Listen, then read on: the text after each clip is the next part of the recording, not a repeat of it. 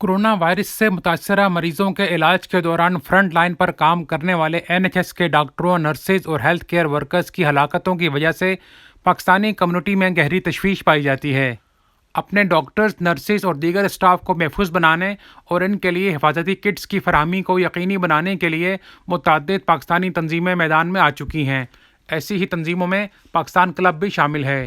دوسروں کی زندگی بچاتے ہوئے اپنی جانیں قربان کرنے والے ڈاکٹرز، نرسز اور ہیلتھ کیئر اسٹاف کو زبردست خراج عقیدت پیش کرتے ہوئے شرجیل ملک نے کہا کہ پاکستانی کمیونٹی مشکل کی اس گھڑی میں NHS اور اس کی ٹیم کے ساتھ کھڑی ہے۔ اس طرح سے NHS نے اس ملک میں تمام کمیونٹی کا، ہمارے بچوں کا ہمیشہ سے خیال رکھا ہے۔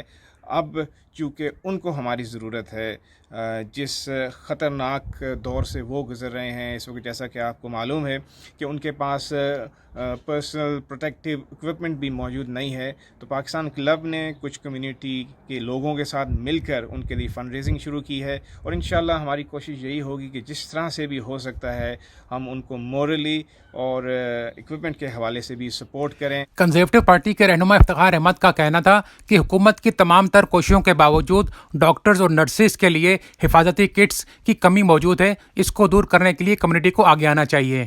Doctors, technicians, nurses who are themselves losing lives in saving our loved ones, because as much as the government is doing, we cannot simply get enough personal protective equipment to the frontline staff. امید کی جا رہی ہے کہ Pakistani community اپنے doctors اور nurses کی زندگیاں بچانے کے لیے آگے آئے گی۔